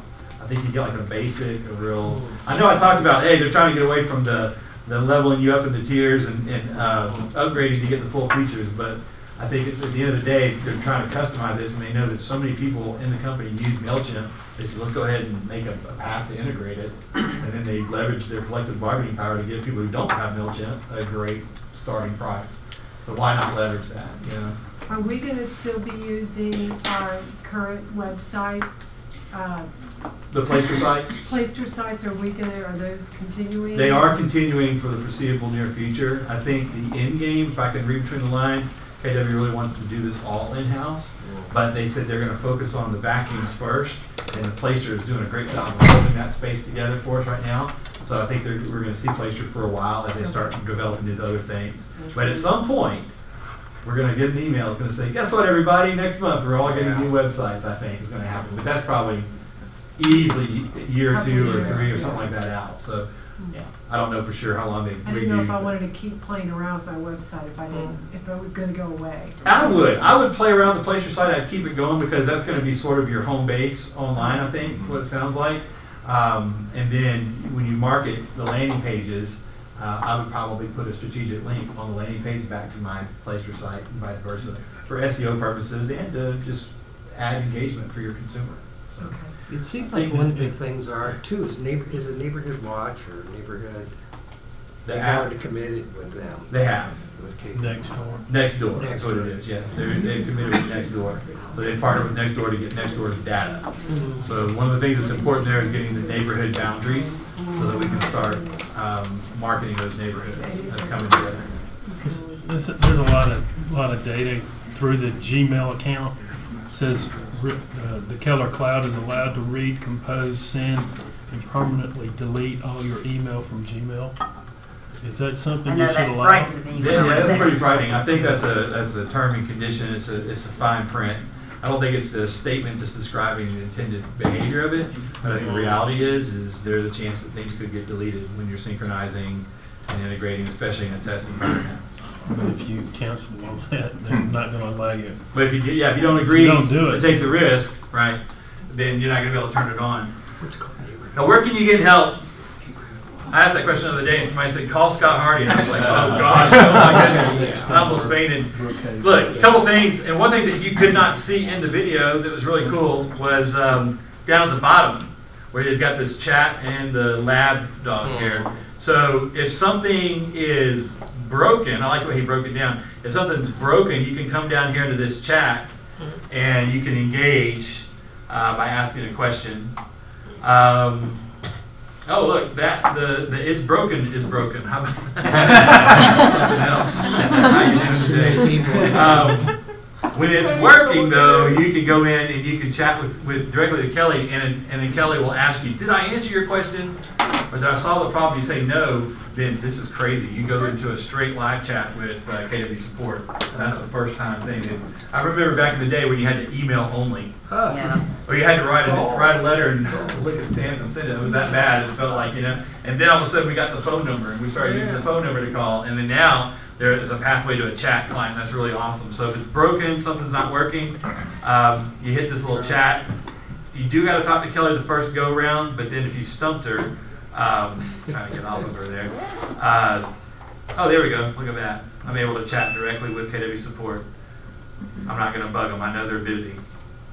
They're great. But that's pretty They're awesome. Very fast. They are. They come back to you. If you have an idea for something, if you have a great idea, then down here in this lab icon, this Labrador, you click on that, it allows you to submit. And what's cool is up to this point, you had to be kind of in a lab to be able to contribute to the development cycle. And I love the fact that they're making that quick shot right there where you can say, you know, it would be great. You know, one of mine is I've already sent it, is they should do a dark theme for this, because when I'm looking at this at 1 o'clock in the morning in my office trying to read this white screen is just killing my eyes, you know what I mean? So I've submitted that. And the lab's little tool, I said, hey, would y'all consider doing dark theme? And actually, you find out that I'm not the only one. They take, when you submit it, you get to see what other things have been suggested. You can go to ideas.kw.com and see all the list of suggestions. And that's Can dark you like theme. them? Can you like the ones you like? Yeah, you vote them up. Okay. Yeah. So what it did is before I could submit my dark theme idea, it said, hold up, we've heard this already, basically. And it took me over there and I could see where people were posting on it. And it was better for me to vote up the existing rather than start a new thread. So yeah, I put it in as many times as I could once. But anyway, I think that's really awesome. And I love the fact that they tie the knowledge base in right here. Whatever page you're on, hit the question mark and it's going to explain the page that you're on. So you can, if you're stuck, you can get help. What are your thoughts? Get there. Get there. When will they be done with this? That is a Never. very good question. Never. That's right. Actually, never. So the question is, you know, when would they be done? In the past, we always had a release-ready state for the software. They'd say, okay, it's been edited and modified, and now it's been stabilized, and now it's ready for release, and they give it to you finished. But the idea here is they're going to stabilize this enough to make it generally available, but they want this process to continue with the labs process, and they want to continue to cycle out the information, or to cycle out the product, right, and to keep upgrading and making changes. You can go to KW Connect, and if you go over to technology at the top and then hit Labs Dashboard, you can see where we are in that development cycle. There's 4 columns. General availability means everybody can get to it. And then the first one over here, incubation, is, you know, ideation stage, very early. So if there's a particular thing you're interested in, you can see where they stand in a certain product. A lot of things were over here in the limited availability before family reunion, and they moved over to general availability. Does general availability mean it's 100% Loctite, solid, working? No, it just means it's available, right? It still is subject to bugs and repairs and fixes. You know, a year from now, this is going to be a completely different field. 6 months from now, it's going to be a completely different field. Things that are in general availability, as time goes by, they will get more and more solid. Something that's over here, it's still pretty rough, in my opinion. And as it arrives, when it first arrives in general availability, I would expect to be encountering bugs and issues and challenges with it. But the longer it stays in general availability, my expectation would be that it would go up, that we would have a stable product. So it's very handy to kind of see where they are in different releases. Good. Any more questions? Yes, sir. So when you're on contacts, the bottom part of that support and chat is. Right behind those is also the scroll up, scroll down sometimes. Is there a way to move? I'm with you, Ernie. Well, it's Eddie, Ernest on that side. Are you talking about this? I mean, Eddie. Yeah. Hello. No, you see what that is? So if you go into your, I don't know if you want to, if you come look at this, but if you go to contacts or if you're under other things. Oh, you say contacts. That back right corner, yours is above that line. I don't know why. See how you have your line? Yeah. Is there a setting I'm not doing? Because I can't. Try Command minus. Command or Control. I'm a Mac guy, so it's Command. But try Control minus, and as you do that, every time I hit minus, it keeps adjusting the screen, and you may find an optimal position. Control plus zooms things in. Keep hitting the plus while holding Control, and then Control 0 puts it back to the native setting. So sometimes with new pages, I'll do that. I'll Control and minus or plus. Perfect. Try and stabilize it. So now I'm blind, so I can't see it, but yeah. Very good. Let me just go through my notes real quick and see if there's anything else that I thought was really stood out today. Team leader commands coming out soon. Tag and sync, archive all. I think I got all my ahas. Anybody want to add any comments or questions? Who's going to go home and put your contacts into command? Or who's already done it? Anybody do it today? He's got them all in there. No information. No information? None of them Click came on through. it. Click on the name.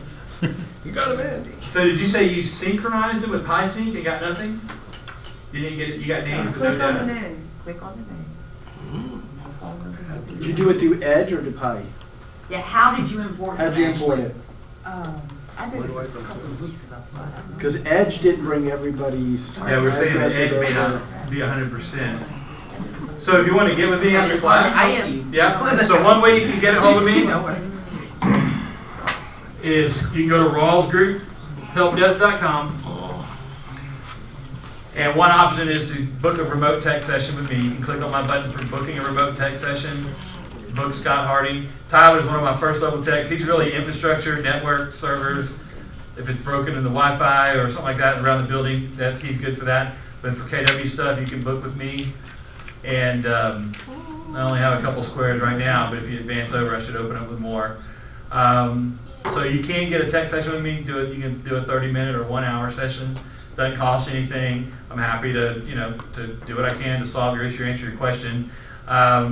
That's one way to get a hold of help. Another thing you can do is you can create help desk tickets.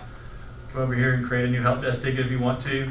A lot of this stuff, gosh, it just depends on the question. If I can tackle it, I'll do all I can to tackle it. But I may have to take you and we go together to KW support or to to the command group or something like that. It's just this is definitely error prone and it's a work in progress. So but I'm here to serve, so I'll do what I can. Thank you. Thanks, Scott.